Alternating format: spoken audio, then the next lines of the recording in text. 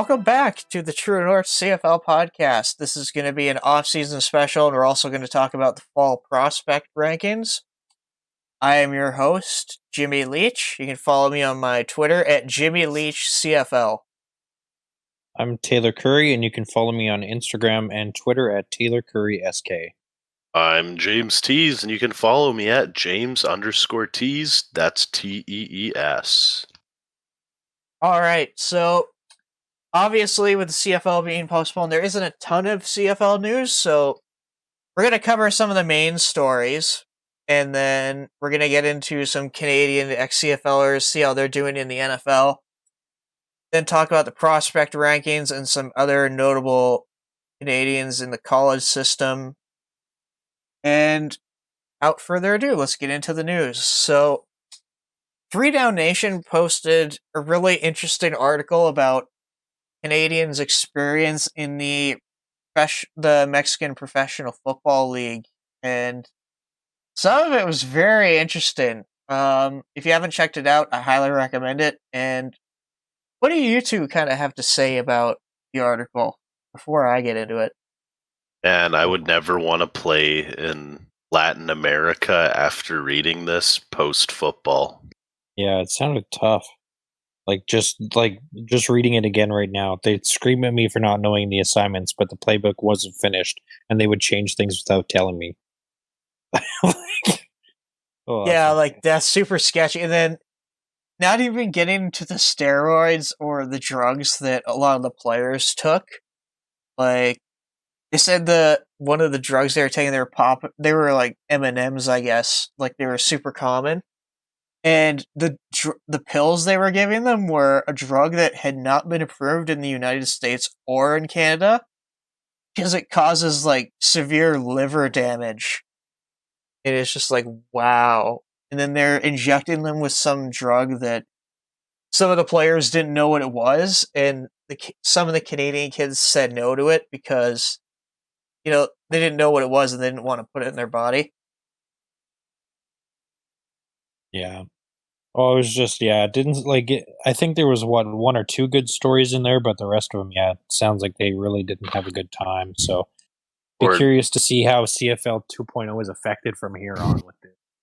Or it just sounds like it's poorly ran. They discuss talking about how they hit every day, full speed, full pads every day. When a lot of pro teams, people may not know this, just go shoulder pads and shorts most days. A lot of college teams here, and from experience, we don't go full go all the time in pads. You're at a level where you know how to hit, and it's about preserving your body and making plays rather knowing assignments. Well, yeah, the CFL only allows, 3 padded practices now a year or something like that? Yeah, there's not a ton of those. It's very minimal, yeah. Yeah.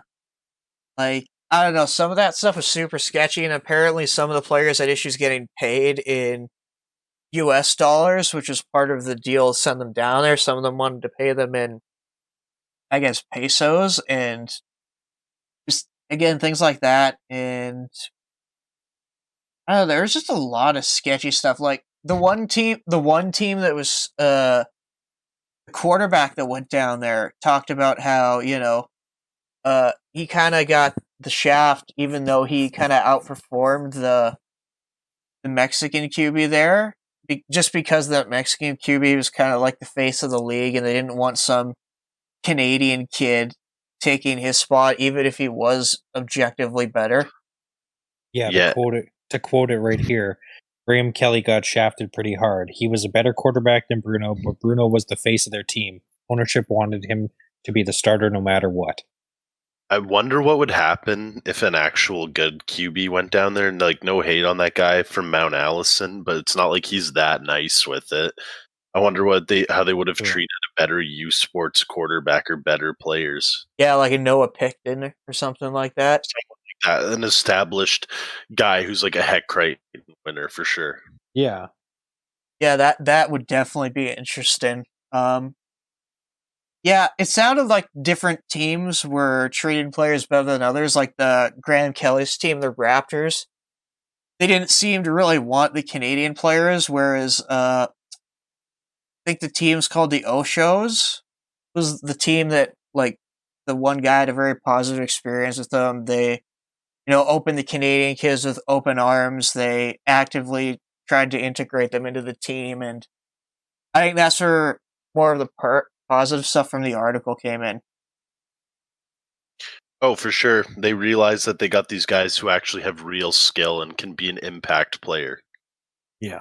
Yeah, and I think another problem that they had too was a lot of the coaches had trouble with English, and some of them weren't full-time coaches. A lot of them had kind of side hustles, and I know one of them, they said, yeah, he was also like a full-time college football coach, so I think that probably helped with that situation, but I don't imagine all of those coaches in the Mexican League are also college coaches, so I could also see that being a problem.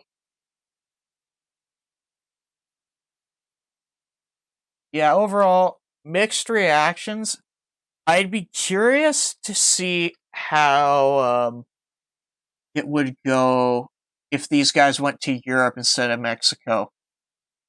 I feel like the skill level might be a little bit more better in Europe because I know guys who've done it and they've really loved it. And I believe Chris Merchant was going to do that prior to COVID. And he's a two-time Heck Crichton winner and is the real deal. And also a lot of American guys who don't succeed elsewhere go there. Yep, Yeah, absolutely. I heard he was going to Finland or something like that, but yeah, it'd be interesting to kind of see if they sent, Canadians to the European leagues instead of the Mexican league, if the experience would be similar, or like how it would be different, Because yeah, I do think the talent there is better because I've heard of, a lot of U.S. college players where it didn't necessarily work out for them. They go over to Europe and stuff, and yeah, I don't know. I feel like that might have been a better experience, but again, so far with Mexico, I thought it was pretty mixed. And Yeah, I don't then, think they're going to do it again. No. yeah, with the press kind of getting this information, I don't think they will. I think they'll send them to Europe instead. Oh, for sure. The only reason I also think the competition would be better is because, like, Mexican people aren't known for being big people. Like in Germany, there's probably guys who are massive, or just like the physicality is probably there, rather. Yeah, I feel you on that one. Um, so speaking of negative media coverage, CFL Commissioner Randy Ambrosie threatens to fine teams and staff members if for basically information leaks because they weren't happy with some of the press that's been coming out lately. So they're just Well, you know what? If we catch you leaking stuff, we're gonna fine you. they were having some board of governor meetings and stuff like that, I believe, too. And they didn't want anything to come out of that, so they just put a warning ahead of time. Man, I thought I liked Ambrosi, but he's really fumbling the bag, so to speak, with everything. I agree 100%. Yeah, I kind of changed my opinion on him a little bit lately, just with the handling of trying to acquire funding for the CFL, with him not going in with the PA initially, and not being able to answer some basic questions. Don't get someone who has real business knowledge on your side to help you build this instead of going in there on your own, like empty-handed. Yeah, well, exactly. the thing is, he's a successful business person outside of the CFL, but yeah, I don't know. I feel like he should have went in with the PA. Should have had better communication in place. It just, yeah, it made the league look like a bit of a joke when he went in there and didn't have a plan about how the money was going to be given to the players or things like that. We want to be considered, one of the big leagues that everyone talks about too. But we're the only big league that couldn't figure out how to get off the ground this year. Yeah, that's pretty sad because the MLS is even playing, and we're supposed to be like one league ahead of them because we're one of the big 6 professional leagues in North America, and yeah, like you said, we're the only one not playing. So that's it's pretty damning in my opinion. Yeah, absolutely. Oh, 100p.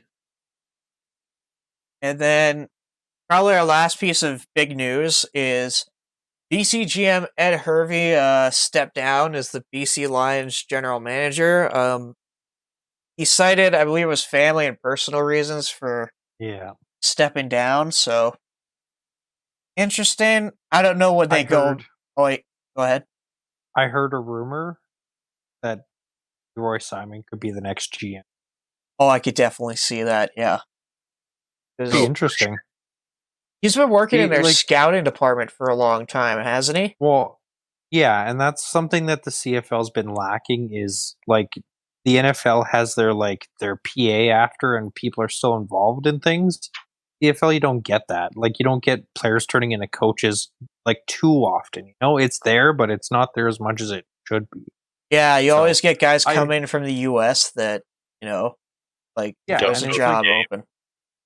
But it's someone, G.R. Simon, who spent basically his whole career in BC going back to coach there and stuff, or possibly be a GM. I think that'd be pretty cool. And yeah, the Riders did that too, but we're different. But you don't see that with, I guess Toronto did it, but Montreal, they just got new ownership. But they got to see more of it, just more old players in the league still. Yeah. What I was trying to get to, sorry. All good, James. Do you have anything? No, nothing to add. That's fair. That's fair. This is I don't know. Did they go out and hire a new GM right away, or do they wait just because they don't really need one right now with CFL kind of laying low? But do you replace that job right away, or do you wait a couple of months before you search? I think you wait. Got to see how everything unfolds. Don't want to put all your eggs in one basket. Makes sense. And then, so that's our probably big news. I think we mentioned this last time, but Henry Burris he's stuck with the Bears for a job. He went down there as an intern, and they liked him so much they just kept him on staff. So that's awesome.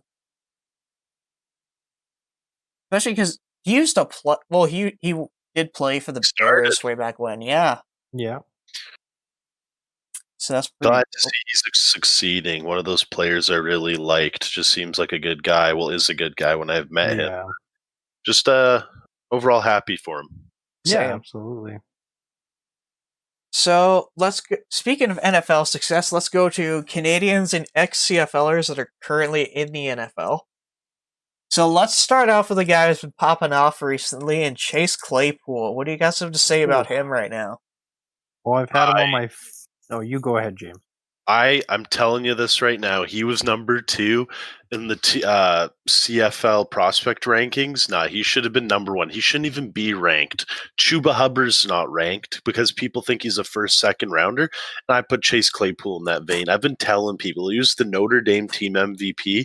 You don't dominate dudes like that in college and not expect them to be good. I knew, not because I know football or that I like Notre Dame or anything. It's just, I knew this was going to happen. Just his body type, he's built for the NFL, not like these other guys that were coming out of college. Yeah, definitely. Claypool, he had the physicality right when he came out. He was putting up really good measurables at the combine, and you mentioned his college success.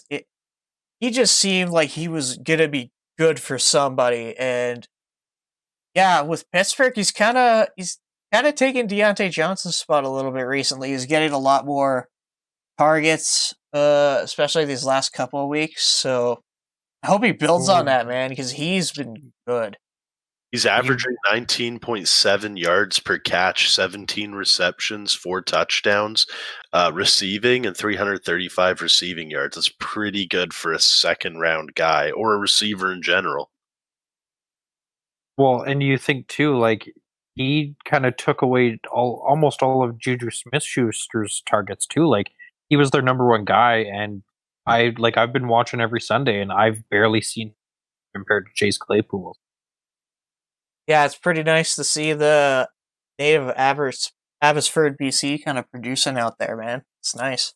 Absolutely. He went straight from BC. He never played prep school or JUCO or anything in the States. Straight Canadian ball, and made it to Notre Dame, which is crazy, which makes him different from Neville Gallimore, who played at prep school. Yeah. And then let's get on to another Canadian in the NFL and ex-CFLer, Tavon Campbell. He was the first Canadian to start at corner since Davis Sanchez. Wow. What stat? Yeah, that's definitely really impressive. And he was a Canadian kid, former University of Regina Ram, he's a stud, man. He played for the Team Canada rugby team, wasn't it? And they won Yeah. the gold medal that year. He's a gifted athlete. He's an amazing athlete. Like, he's got speed too. Like, people forget he did about track that. too, I'm pretty sure. Yeah, he's a track star. So Yeah. it's just He's like a very gifted athlete. And James, do you have anything to add on to Von Campbell? No, I don't, honestly. I'm going to be quite frank. Don't watch a lot of Chargers games. Fair enough. No, I'm glad that he got a start. Like, I just love to see Canadian guys do well, and the fact that he played at U Sports and had a start was crazy. And I hope he can build on that success this year. Same. And then another Canadian, he was quiet last year, Patriots first round pick, N'Keal Harry. What do you mean? He's still quiet. Yeah, he hasn't been doing anything. He's had like 1 or 2 games where he's done okay, but you know. Yeah, he got his first receiving touchdown. He has 18 receptions for 166 yards and a TD. He's playing like poo. Yeah. And I have a couple buddies who were big Patriots fans. They always got mad that Seattle drafted DK Metcalf after Patriots drafted N'Keal Harry. Like, they could have had somebody I forgot about that. Him. Yeah. You know, he hasn't produced what he should have so far. True. And yeah, James, go ahead. No, that's what I was gonna say. But just one guy I just want to touch on real quick. I don't know if anyone remembers James Vaughters from the Stamps. He's a rotational guy on Chicago. He actually has, I think, like 3 sacks and has actually been an impact player. He got a sack on Phillip Rivers against the Colts and had a tackle for loss on Jonathan Taylor. Just a little shout out for a guy people may have forgot of. Yeah, he's not on our list, but yeah, I forgot about him for sure. So good save on that one, James. And then moving on to another guy here, Neville Gallimore. Like, man, what's been up with him? He's been quiet. Yeah, the Cowboys had an injury to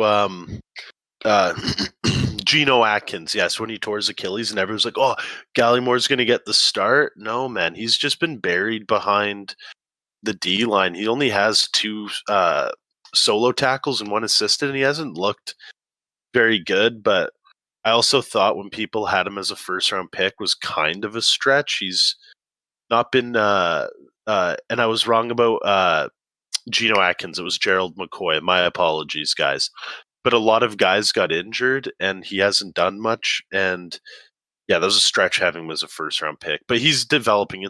It's first year. A lot of first-round guys or guys who get drafted need time to develop. No shock behind that. Yeah, for sure. And very true. Yeah, another guy who he hasn't made an impact yet, but I think eventually will probably some decent reps is Reggie Begelton. Green Bay Packers.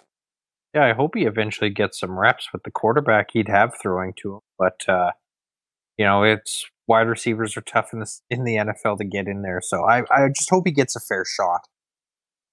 Because he made the roster after there were like 3 injuries to their wide receivers. They activated him for that one game, but I don't think he did anything that big. Yeah, he did. That was a Valder Scantling game where that guy went off, and this guy he was on the field a little bit, but he didn't get any balls thrown his way. Yeah, it was only really when Devontae Adams went down that he kind of got his shot. Yeah, I hope he gets another shot because Begelton is a good receiver. It's not like he was one of those. Like, I think he's a better receiver than Duke Williams was when he went down. So yeah, I don't know. I do hope he gets a shot. And then another CFLer who has had some decent success in the NFL is Sam Aguavin, still contributing with the Dolphins, so that's nice to see. Go ahead. Yeah, man, I keep forgetting about some of these guys, and yeah, he's just still a teamer, I guess. And the Dolphins have looked pretty decent as of late, I suppose. But rest in He's peace, got Fitzmagic. Yeah, R.I.P. Fitzmagic. Yeah. It's the Tua show now, which I mean, as a lefty, gotta support the left-handed quarterback, you know. So it's nice to see. Sam's got 3 tackles this year so far. Hey, as So- many as Neville Gallimore, baby. Yeah, he's contributing. You know, he's Yep. doing something. He Hey, he that's did a bit fine. more last year because I know last year he got some starts, but I mean, it's still good that he's playing. So it's a nice. He has more stats than Brandon Zylstra, who hasn't recorded a reception this year. Exactly. Yep. And then we got Eric Harris, who is starting free safety for the Raiders, the former Ticat. So that's definitely a nice thing to have. He's been Yeah, but heard his name a couple times this year too. he's been down in the NFL Like- for a while, but Oh, but yeah, like I've like making plays. I've heard his name a couple Yeah, times. yeah. He had a pretty good pick. Eric Harris has been doing pretty sick. He's got 21 tackles. Yeah. Yeah, that's good. And that short of a stretch for a safety. Yeah. Yep. He had 9 tackles in one game against the Bills. Wow, good for him. Yeah, wow. He's having a pretty good season so far. Yeah. and then we go to another guy who's been out of the CFL for a while, but it's been a bit of a journeyman in the NFL, Dontrell Inman. He's kind of settled in with the Washington football team's receiving core this year, so that's nice to see. And then, yeah, go ahead. Not much to say there. Yeah. We haven't seen this guy in a while. He's kind of jumped around from like Texans, Colts, now football team. But I feel like he's just like a solid practice squad guy. But like too good for the CFL, but good enough to just keep around. Yeah, sure. And then now we get to Alex Singleton, who's finally starting for the Eagles, man. Recently had a pick 6. Y'all probably heard about that. And yeah, he's just starting to contribute now, which is nice to see.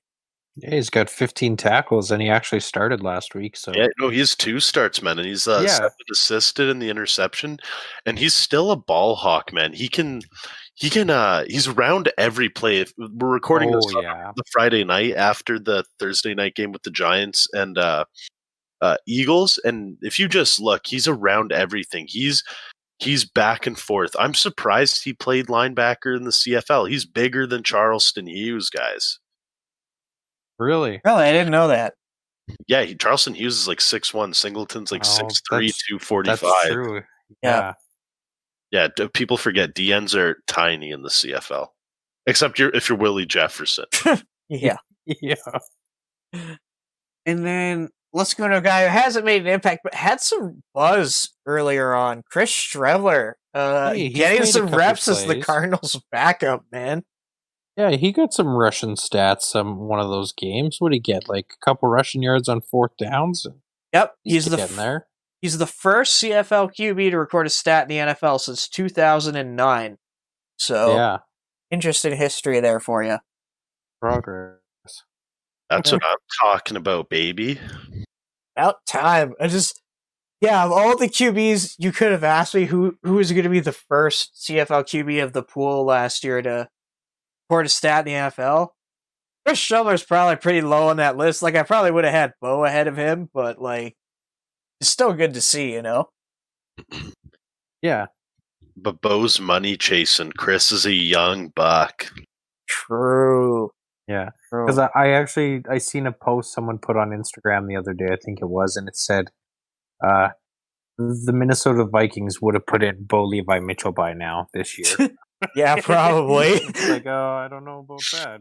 If he would have just, been quiet and sat around and held his tongue, probably could have been playing. No? But the thing was, at the time, the veteran minimum wasn't a lot, but also he wouldn't be considered a veteran minimum. So he would have been making like pretty like close to what he's making in the Like CFL. CFL money. Yeah. Yeah, like CFL money. People don't realize like an active roster guy, if you're not a veteran, can make is like $600,000 a year less than. Oh yeah. And especially if you're bouncing up and down from the practice squad, you're not making all that money. People don't realize that a lot of these guys in the CFL don't go to the NFL for that reason, because they want to play and make some decent money. Yeah, he's making more money in the CFL. He's making around $700,000, in the CFL. So, oh yeah, I'd take that money over, not guarantees, over something that's just up in the air. for sure. Yeah, and the likeliness of playing is very slim too. Yep. Oh, and a guy like Cousins for sure. Yeah. And then we got Brent Urban, who's also on the Bears. He's kind of been a rotational guy for them, sort of like Vaughters. So it's nice to see him getting some numbers too, as a guy who's kind of not really a journeyman, but hasn't really contributed too much, and he's kind of found himself on that Bears team. So that's good. Saga native, Mississauga. Yeah, he had a sack against the Colts too, I'm pretty sure. Unfortunately, if you guys can't tell by my voice, I like the Colts. But yeah, no, he's been looking pretty solid when he's subbing in for guys like Akeem Hicks. And shout out Akeem Hicks, American, but he went to University of Regina. Yep. Is on pace for an all-pro year at D tackle, man. 21 tackles, 3.5 sacks. And people may think that's not a lot. For an interior D lineman at this point in the season, 21 tackles and 3.5 sacks is crazy for a D tackle. Yeah, that's wild. And yeah, that's awesome. Former Ram, that's pretty dope. And Brent Urban, he's got 5 tackles and a sack so far in 6 games. So not bad. Yeah, that's good. For a role-playing a backup D tackle, that's pretty good stats. Yeah, absolutely. Definitely. To record a sack, that's big. Yeah. And then another defensive tackle for the Saints, Riders draft pick and U of M alumni, David Oyamada, has 2 sacks in 4 games. Yeah, he's a starter this year. He was like rotational, played a lot last year. Not a starter, but for Sheldon Rankins, finally beat that guy out. He's the starter now. That's awesome. For people who didn't know, and my most memorable moment of him is him smacking Cam Newton in the playoffs. Cam Newton getting up and then literally collapsing again, if anyone remembers that about 3 years ago. Oh. A little bit. And he got re-signed this year. He was a free agent. He got a nice little paycheck, and I'm happy to see a real U Sports turned NFL guy get paid. Yeah, absolutely. For sure. And then our final notable player, this isn't everybody, just so people know, because someone might ask, like, oh, what about Deontay Spencer, this guy? We only really wanted to note guys who were, contributing, or like had something notable happen. So Deontay Spencer had a 50-yard punt return. Oh, okay, that must have happened recently, because when I was doing research, people were like, oh, I asked the Broncos fans, like, hey, how's Deontay Spencer doing? And it's like, oh, he hasn't really been doing anything. So it's like, oh, okay. But yeah, like, he was a Pro Bowl alternate last year, so he's another guy who's pretty good. More of a return specialist in the NFL. He's gotten some reps on offense recently, but hasn't done too much on offense. Good special teamer, though. Yeah, 1 catch, 7 yards. That's what he's got so far. And on to our another Bronco. He's a dual citizen. Brett Rippon, nephew of Super Bowl MVP Mark Rippon, who is a Canadian quarterback. So good to see him getting a start, even if, he didn't play great. Still nice to see. Shout out Brett, Calgary native. Yep. Nice.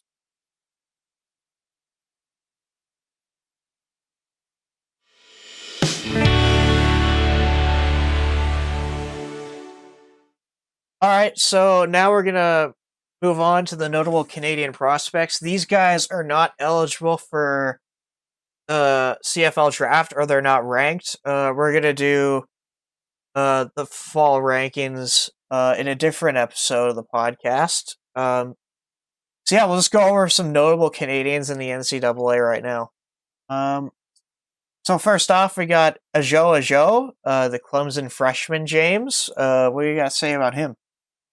He's kind of one of those guys who came in garbage time, but he got a pretty nice TD last week against Georgia Tech, who got absolutely smoked by Clemson. But he's one of these guys who's going to take time to develop. There's a million first-round dudes on that team.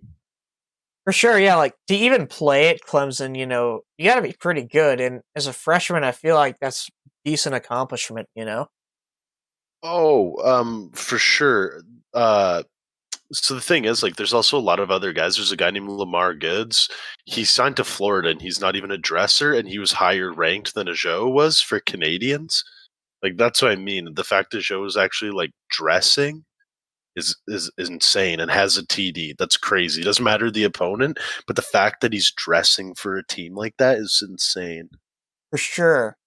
And yeah, I don't know how long till is he a true freshman or is he like a redshirt freshman?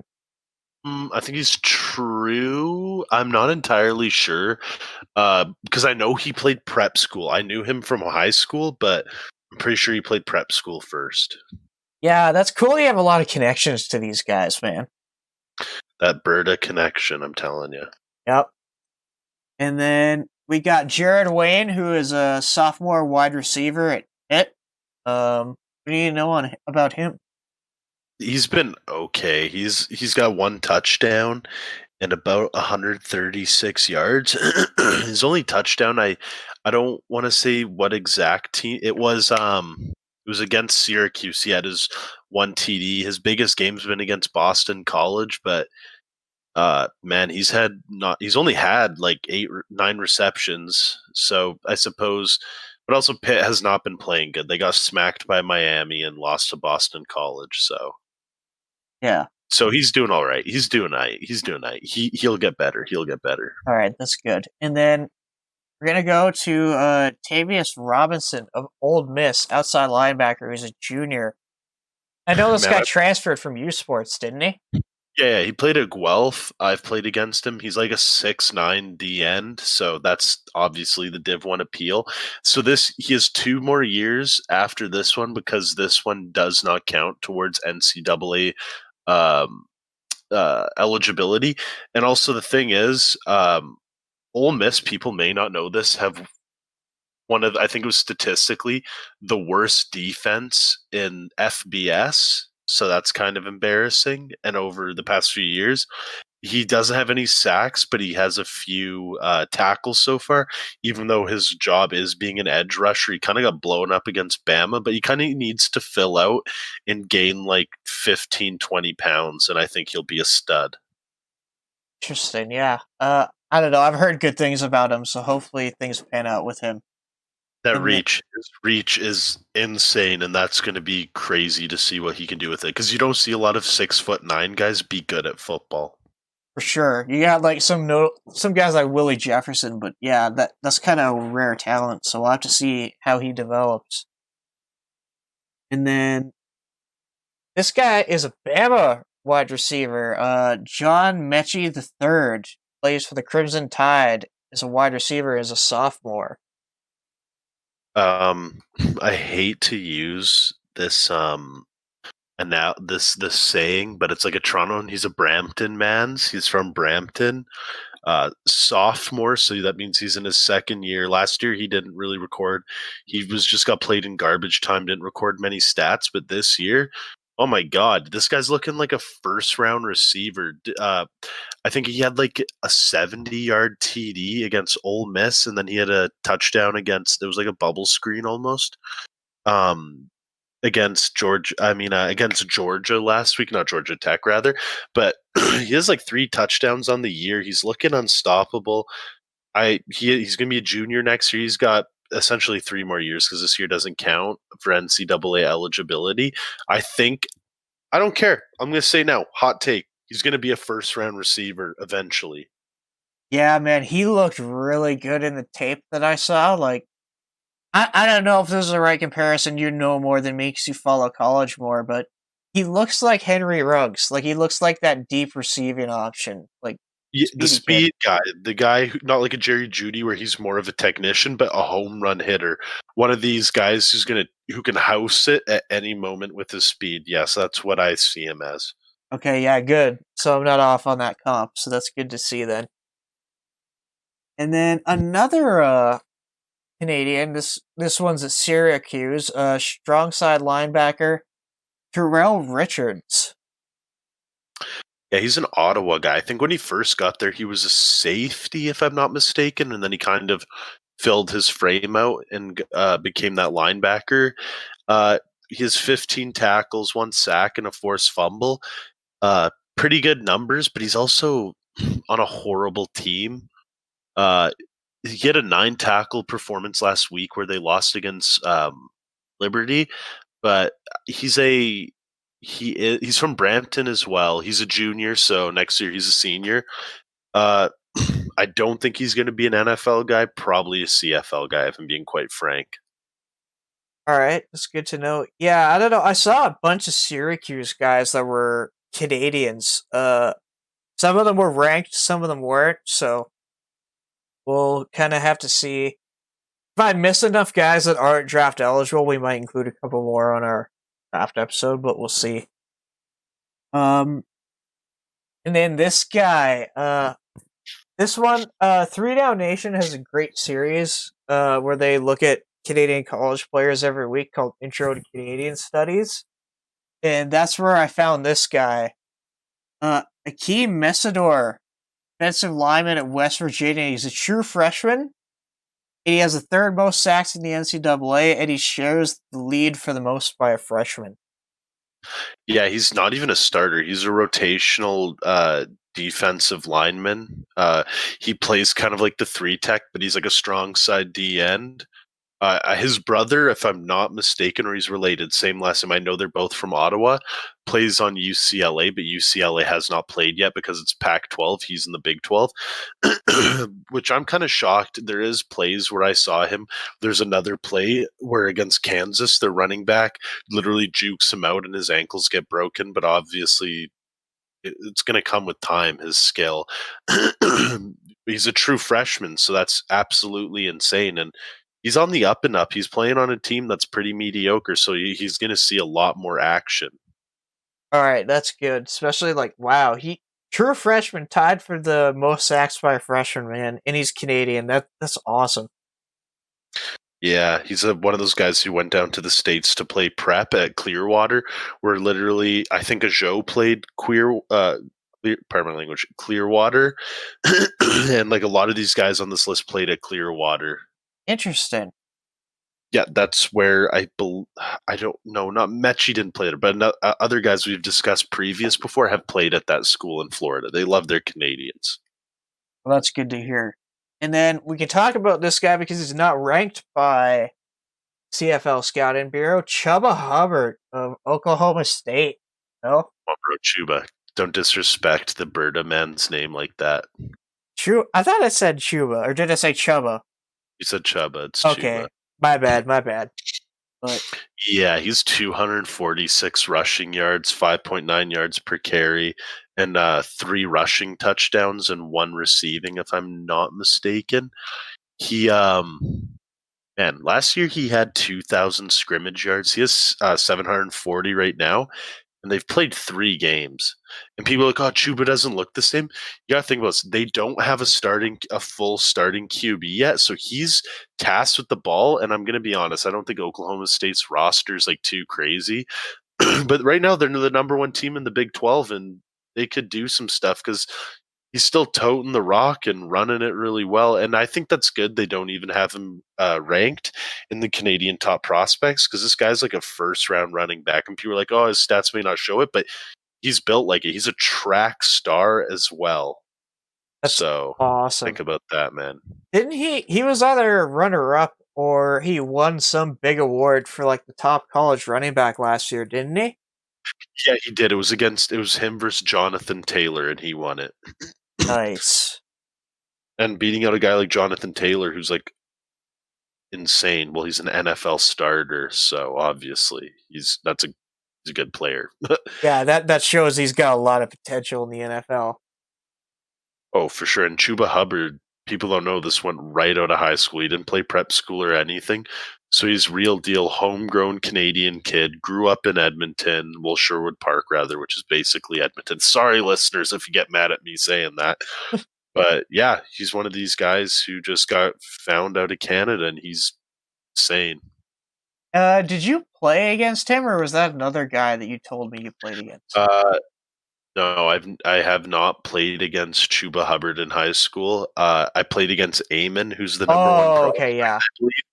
And Eamon's a different breed, man. His brother's my trainer back home in Calgary, and I can't say enough good things about Eamon and his brother. Just tremendous people in the football community in Calgary, helping it grow even while Eamon's in Oklahoma State, and he's starting, and he's had some pretty crazy performances. He leads the team in tackles. Yeah, I remember that. That's why I got it mixed up. Same school, so yeah. But Eamon is ranked. That's why he's not. We're not talking about him today, but we will definitely get talking about him next week.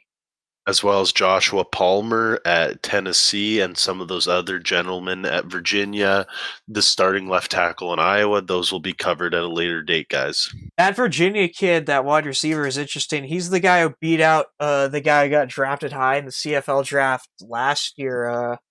Yeah, this guy's starting to go to the NFL. Orange played at Nevada. I'm trying to remember his name. His brother plays on the Raps. Okay. I'm gonna look this up. Yeah. It's like Bennett or something. Yeah, sorry guys. Sorry we're not so prepared if you've made it this long. Haha. Apologies. Yeah, I'm gonna find his name. Let's go. I know his first name with the Raptors brother is O'Shea. Oh, it's Brissett. It's Brissett. That's what it is. Yeah, Brissett. Yeah. Yep. He got beat. So imagine where this guy's going to go if they drafted Brissett, who wasn't really an impact player.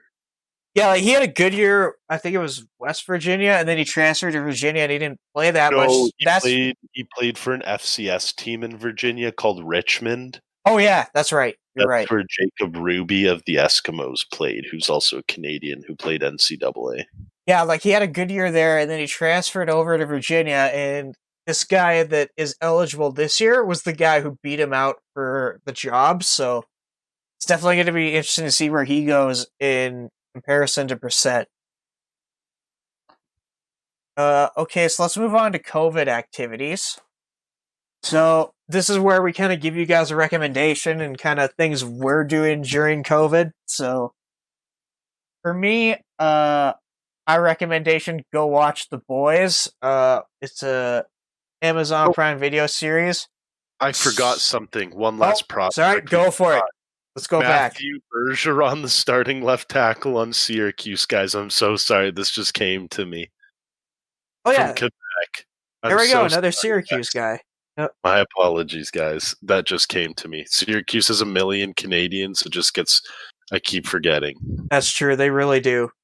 And then, okay, so back to our COVID activities. All right, so yeah, go check out The Boys. It's basically the premise of it is like superheroes are kind of in our modern day, and they're like evil celebrity types. They're like psychopaths. It's super interesting.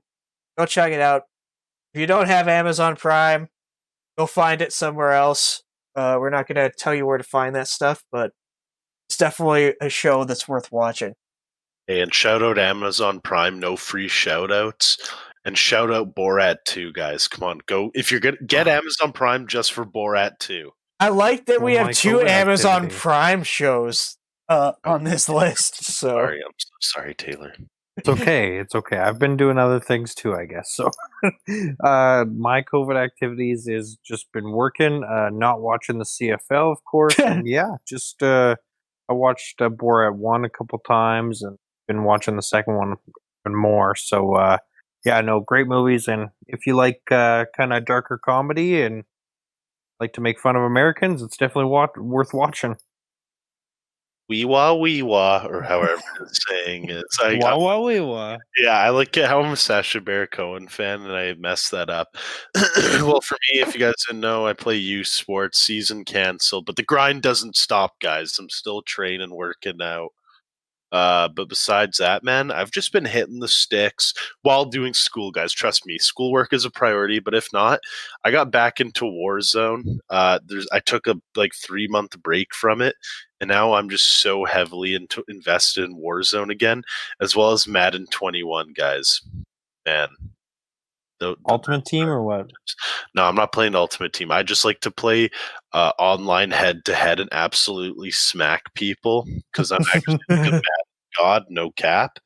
And that's all I do is just smack guys in head-to-head or play the shitty career mode where I'm like a QB that played running back in college. And ironically, I'm on the Saints and have Taysom Hill's number. And I just Breeze got hurt and I'm taking over for the franchise. Nice. Look at you, man. Good for you. Yeah. Thanks, bro.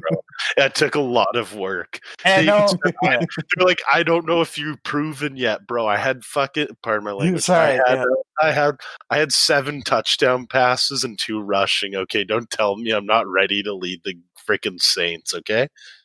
All good. And then I know Carter isn't here this episode. He had some other things that he was doing today, so I'll give another gaming recommendation. Check out Among Us. I know he recommended Fall Guys last time, so I'm sure he'd be mentioning Among Us. Yeah, it's fun to watch people play too. Like it's just great game to play with friends. So yeah, I highly recommend checking out Among Us, or even just watching streams of it and stuff is super cool. So yeah, that wraps up the show. Stay tuned for James and I's prospect rankings next week.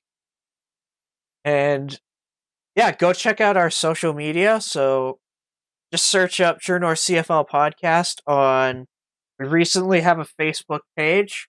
Our Instagram, which is probably our biggest and most active of our platforms. And then check out our Twitter as well. And you can listen to the show on YouTube, Spotify, and SoundCloud. Okay, I'll just say this. I feel like leave this, and we don't got to say this. If you're listening this far, you know where to find us, right, guys? You're a hero if you listen to this. Yeah, thank you so much if you listen to this whole show. If anyone actually listens to this part, leave a comment somewhere or message the podcast, please. I am begging you. But no, sure. let's leave a code word here at the end. Yeah, leave a code word. That's the thing. Spagoli. No, that's too complicated. Just Spooktober. Yeah, Spooktober. No. DM the podcast Spooktober 69. Spooktober 69.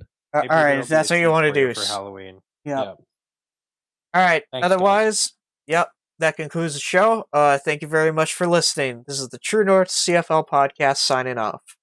Wah wah wee wah.